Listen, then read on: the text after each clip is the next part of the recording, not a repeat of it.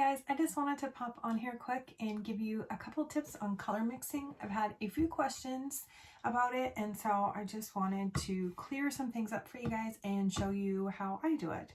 So the number one question I get is, what is a part, and how do you know how big a part is, and how do I mix different colors and different parts?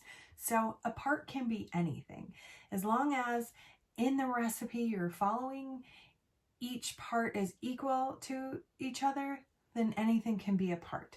So if you have your block of clay, you can use one section as a part. So if your recipe calls for 1 part of corn flour and 1/2 part of royalty, you would use a bar of corn flour and then 1/2 a bar of royalty. Where this doesn't work for you is if you have like a big block of white or black or whatever color, because you don't know exactly how much a bar of this is equal to in this. So this is a tip that I use. I use cutters to determine a part. So I will show you that. So I will roll my clay out into the same thickness. So I usually just use one when I'm mixing, and then I'll cut out a part. So if I'm making a bunch of something, I'll use a big cutter. So let's take, for example, from your color recipes, we'll use the Merlot color. So the Merlot recipe is 1 part pumpkin, 1 part turnip. So we've got our pumpkin and our turnip here. So I would roll these out to the same thickness. We'll just say it's a 1, and then we'll cut out 1 part of each. Now that's if you need to use a lot.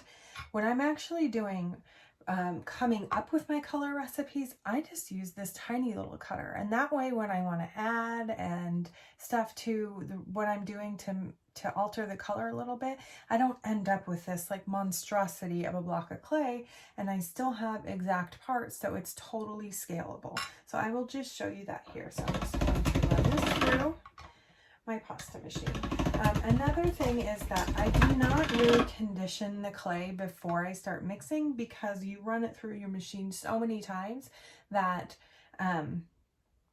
it'll get conditioned just by mixing it, and so I don't want to over condition it. So I just flatten this out. These are both the same thickness, so I'll just use this little cutter here, and I will cut out 1 part of each. And so now you have 1 part turnip, 1 part pumpkin, and you mix these together. So then this is small enough you could easily mix it by hand, and that's your recipe. So this is how I do all my testing, and all my recipes that I come up with is with very small amounts.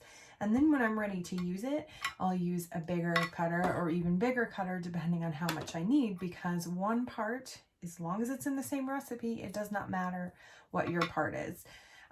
I use these circles because they're handy, but it doesn't have to be anything. It can be any cutter at all. So you can use this. You could even use like a weird shape, as long as it's all the same. It's all the same. Now, when you get into half parts or quarter parts, that's one reason why I like to use a shape like the circle or a square, because it's very easy to portion that out and section it out and get a half or a quarter.